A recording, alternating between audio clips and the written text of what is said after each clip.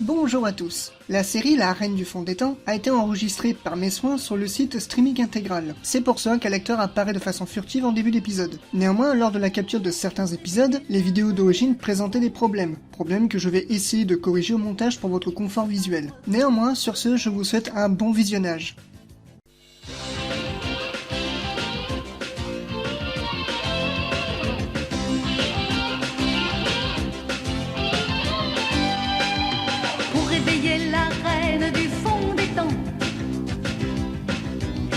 Se battre contre les méchants, pour sauver la terre qui viendra. Corinthians, et contre les pirates des 1000 années qui attaquent pour faire tout sauter, qui empêchera la terre d'exploser.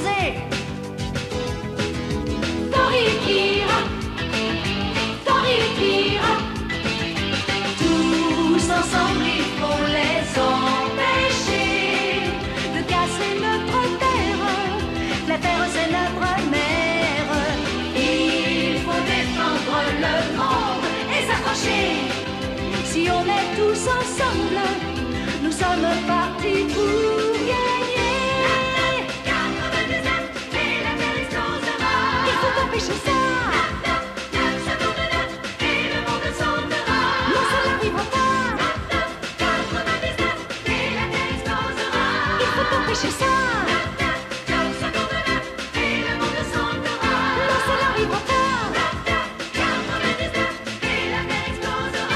faut empêcher ça.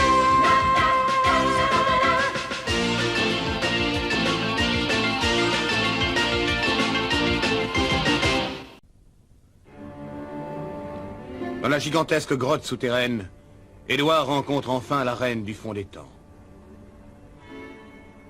La reine a décidé de lui révéler sa véritable identité. Elle n'est autre que Opale.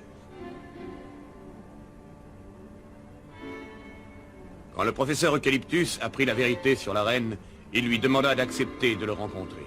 Il voulait absolument savoir ce qu'elle avait l'intention de faire des plans qu'Édouard avait trouvés. Pendant leur entretien, les ennemis de la reine, les redoutables pirates du fond des temps, leur tendent une embuscade et essaient d'assassiner Opale. Mais ils ne réussirent qu'à la blesser. Le professeur et Édouard lui portèrent secours immédiatement et l'emmenèrent à l'hôpital.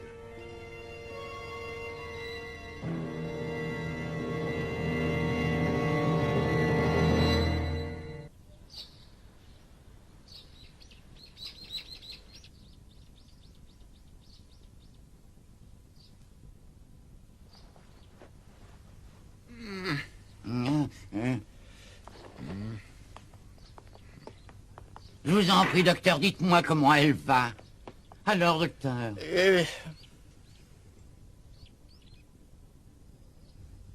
Elle est complètement hors de danger. Dans 2 ou 3 jours, elle sera rétablie et pourra quitter l'hôpital. Oh, génial, super fabuleux. Waouh, youhou, yahoo, c'est génial. Quelle bonne nouvelle. Ah oui, quel soulagement. Édouard, qu'est-ce que tu as? Il vaut mieux le laisser tranquille. Il s'est tellement occupé de vous ces derniers temps qu'il doit être très fatigué, n'est-ce pas, Édouard? Pas du tout. Je suis fou de joie. Je vais courir annoncer la bonne nouvelle à mon oncle. Ouah!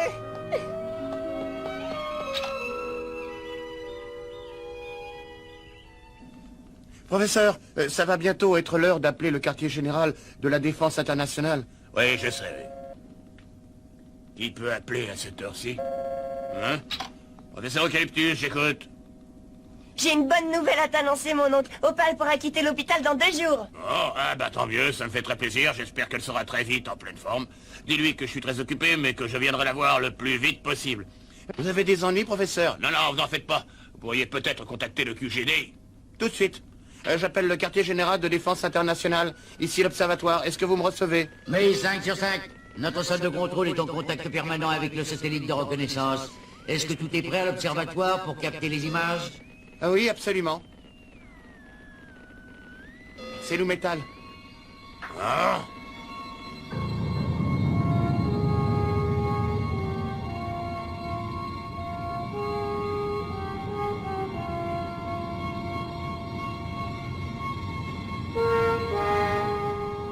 D'après mes calculs, je me trouve actuellement à 340 000 unités spatiales de Pluton et à 500 000 unités spatiales de Loumétal. Sur cette planète, la température de la surface est de moins 80 degrés. Estimation de la composition atmosphérique après dégel. Azote, 78%, oxygène, 21%, argon, 1%, dioxyde de carbone, 0,03%.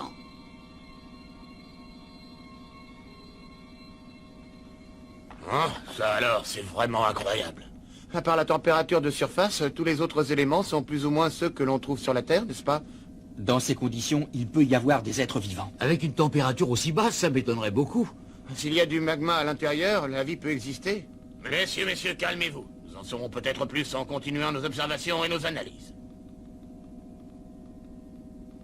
Un objet volant s'approche du satellite.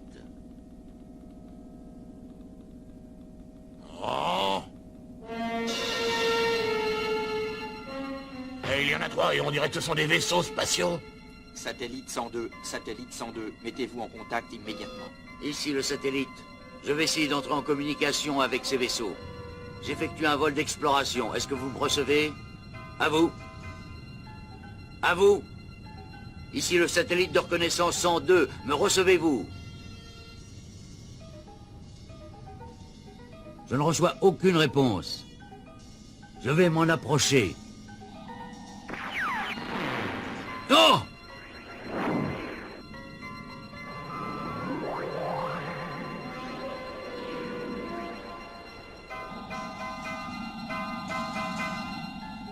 Des êtres humains, mais c'est impossible.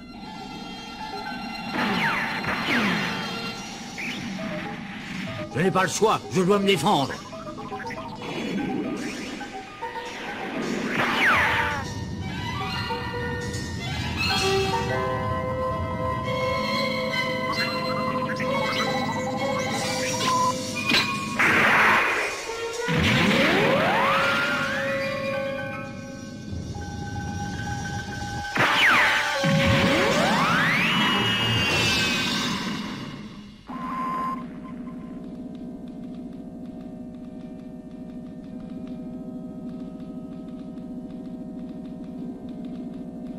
Oh non. Je dois me rendre immédiatement au quartier général de défense international.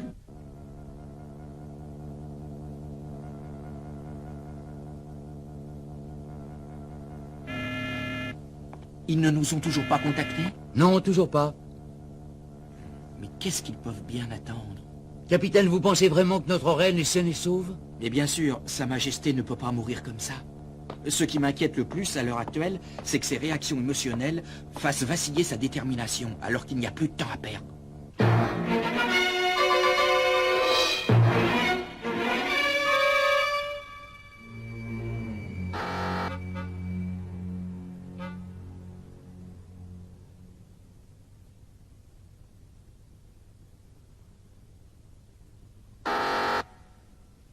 Apparemment, ces vaisseaux sont nos ennemis. Reste à savoir pourquoi. Mais oui, pourquoi? Quel pays les a envoyés?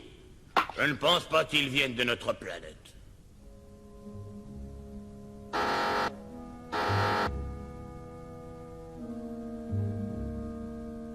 Et pourtant, ces pilotes ressemblent à des êtres humains. Et sur quelle planète vivraient-ils selon vous? C'est assez difficile à dire, mais tout me porte à croire qu'ils viennent de Loumétal. Mais non, c'est impossible. Dans ce cas, ça voudrait dire que la vie existe sur d'autres planètes que la nôtre. Effectivement, il y a 99% de chance, et ça pour plusieurs raisons. La première, c'est qu'aucun vaisseau spatial terrestre ne peut aller aussi loin, à part le satellite de reconnaissance. La deuxième raison, c'est que la composition atmosphérique de Loumétal est curieusement semblable à celle de la Terre. La seule différence, c'est la température de la surface. Tenez-vous bien, messieurs, elle est de moins 80 degrés. S'ils ont trouvé le moyen de vivre sous une couche de glace, ils ne doivent avoir aucun problème. Enfin, c'est un chance. Monsieur le Président, j'aimerais intervenir. Nous vous écoutons. Professeur Eucalyptus, si sur Loumétal vivent véritablement des créatures ayant atteint un degré élevé de civilisation, on peut penser que ces êtres sont forcément au courant qu'une catastrophe difficilement évitable nous menace à court terme. Ils doivent savoir également que la Terre est sur l'orbite de leur planète. Si leurs connaissances scientifiques et technologiques leur permettent d'envoyer des vaisseaux intercepter un satellite à 500 000 unités spatiales de leur base, Mais on peut tout simplement penser qu'ils sont en mesure de détruire la Terre étant donné qu'elle se trouve sur la route de leur planète et la gêne. Qu'entendez-vous par là, au juste? Loumétal pourrait par exemple faire exploser la Terre. Vos conclusions sont hâtives.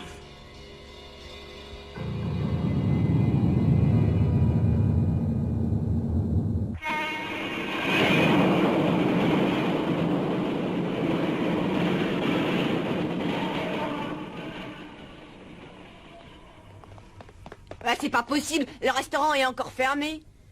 Si tu veux mon avis, c'est pas normal. Ça va faire une semaine qu'il est fermé. Qu'est-ce qui se passe? Si seulement je le savais. Ça peut plus durer, ça m'énerve tellement que j'arrive même plus à étudier. Ça me motive de venir manger ici et de voir le beau et doux visage. Eh, tu me feras pas croire ça. T'as jamais rien étudié de ta vie. Répète un peu. Excuse-moi, je parlais pas de toi, je parlais de moi en réalité. Eh ben voyons, tu me prends pour un idiot en plus. Attends un peu, j'ai t'arrangé ta voiture, j'ai besoin des filets.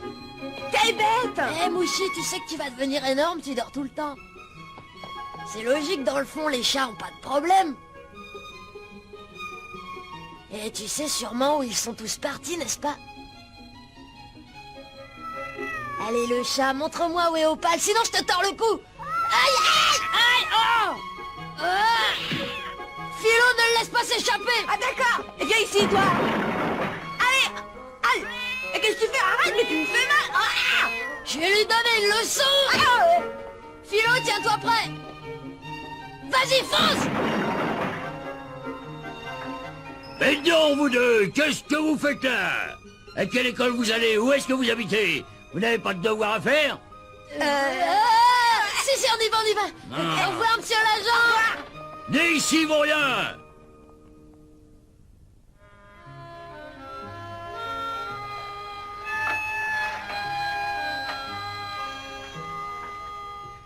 À propos de nourriture, tu savais que les pommes étaient les fruits préférés de ma fille? Non mais c'est drôle, j'adore les pommes moi aussi. Et puis vous savez, j'arrive à en couper une en deux avec les mains. Eh ben, les là, t'es rudement fort.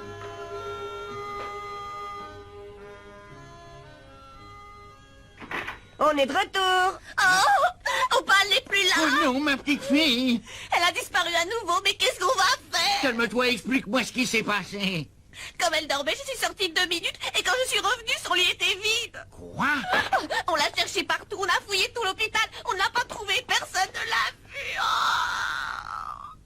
Elle est à peine guérie, où et comment elle a pu partir? Et pourquoi nous a-t-elle abandonnés à nouveau?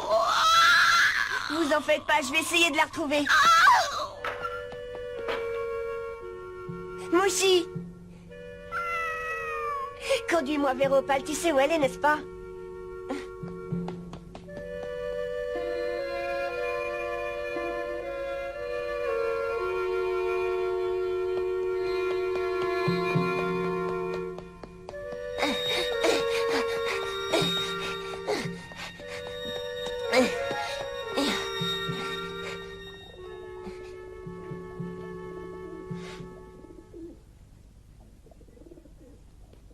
Tu vas bien, Opal?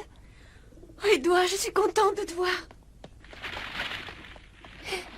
Pourquoi tu es partie de l'hôpital sans rien dire à personne? Tes parents sont désespérés, tout le monde s'inquiète et te cherche. Mais pourquoi? Ils n'ont pas à se faire du souci pour moi. Ce matin, je me sens merveilleusement bien. J'avais besoin de prendre l'air. Je t'assure, j'avais presque oublié qu'on pouvait se sentir aussi bien.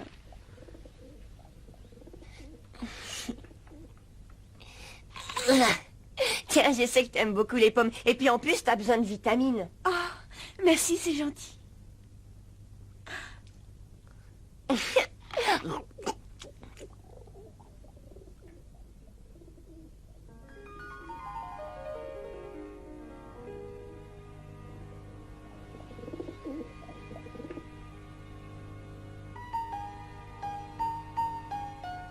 Dis-moi une chose, Edouard. Ouais? Tu ne trouves pas que la Terre est merveilleuse quand la paix règne comme ici maintenant? Si, bien sûr. Et pourtant, la paix ne va pas durer. Elle se terminera d'ici peu. plus précisément le 9 septembre à 9h09 et 9 secondes de l'année 1999.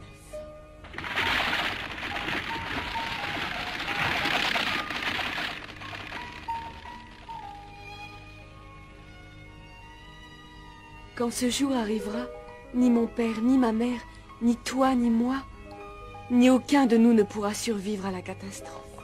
Oui, je sais, mais j'aimerais pouvoir faire quelque chose. Alors dans ce cas, il faut absolument que tu acceptes de m'aider. Ne serait-ce que pour sauver une seule et unique vie humaine, j'ai besoin d'avoir les plans que tu as trouvés. Ah. Dis-moi franchement, est-ce que tu comprends l'importance de ce que je veux faire?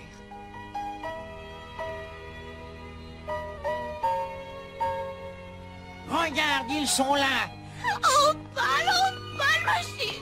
Je t'en prie, ne te sauve plus comme tu l'as fait. Ça nous rend tellement malheureux. Promets-moi de nous prévenir si tu dois encore repartir, hein? Oh, ma chérie.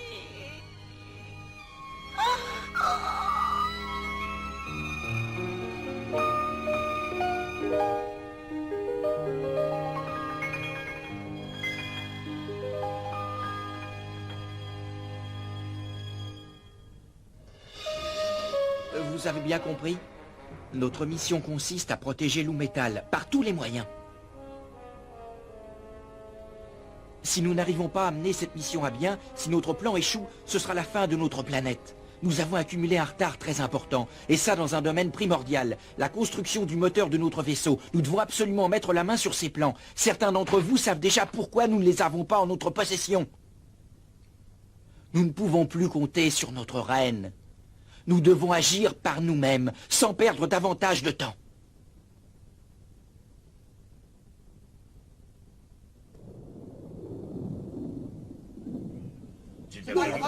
Silence! Silence, s'il vous plaît! Supposons qu'il y ait une civilisation très avancée sur Lou-Métal. J'aimerais que chacun de vous m'expose son opinion sur l'attitude que nous devrions adopter. Je demande la parole. Je vous en prie. Je l'ai déjà dit à plusieurs reprises, à mon avis, la seule et unique solution, c'est d'essayer de faire exploser cette planète. Monsieur le Président! Oui, professeur Eucalyptus, on vous écoute. Je suis résolument contre. Nous devons absolument rien faire qui puisse mettre en danger la vie des habitants de Lou-Métal. Ce sont des êtres civilisés, ils ont eux aussi le droit de vivre. Peut-être, mais ce sont nos ennemis, ce sont eux qui nous ont déclaré la guerre en détruisant notre satellite. Je suis entièrement d'accord avec lui. Ils peuvent nous attaquer d'un moment à l'autre. Et il est impératif d'organiser la défense de la Terre. Je suis pas d'accord, je crois qu'il vaudrait mieux essayer d'entrer en contact avec eux et négocier. Je pense qu'on perdrait notre temps, on n'arriverait à rien. Leurs intentions sont claires, ils veulent nous détruire. À vous entendre parler ainsi, je regrette de ne pas être sourd. Oui, mais regarde,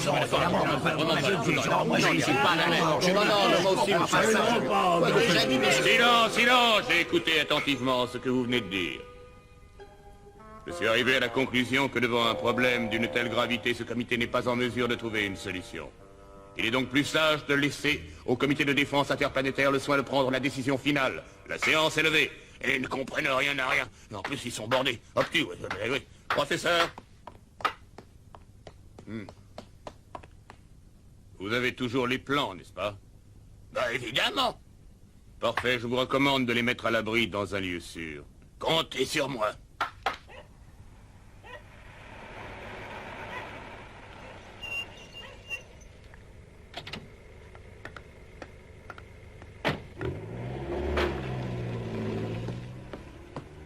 Professeur! Bonsoir. Je sais pas comment vous remercier pour tout ce que vous avez fait. Ne me remerciez pas, c'est normal. Mais je voudrais vous poser une question. Qui est cette jeune personne exactement? Je croyais vous l'avoir dit. Travaille avec moi, c'est mon assistante. Et pourquoi? Eh bien, ça fait longtemps que je fais ce métier et dans toute ma carrière, il m'a jamais été donné de voir un patient qui guérit aussi rapidement. Chez cette jeune fille, il y a quelque chose qui va au-delà de la vitalité d'un être humain normal.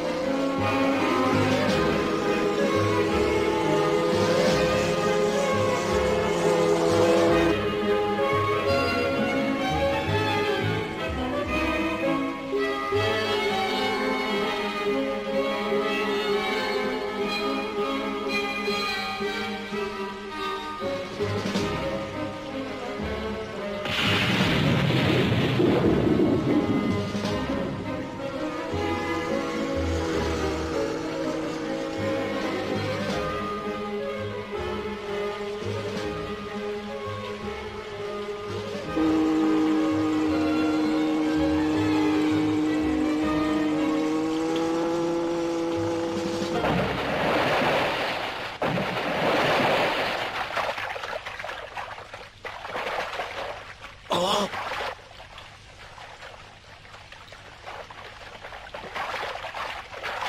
Appel d'urgence, priorité absolue, je répète. Appel d'urgence.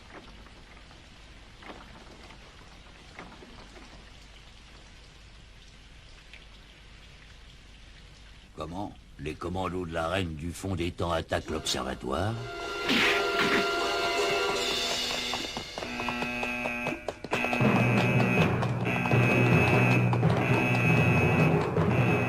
Hein? Je vous préviens, on est prêt à tirer sur tous ceux qui essayeront de résister.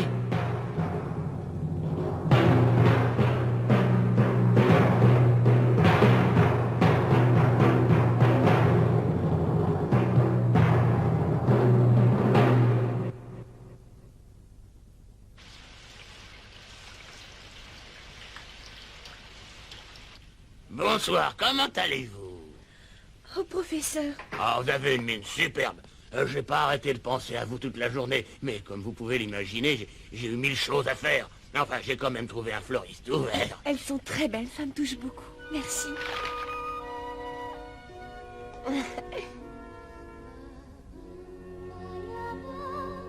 Ah!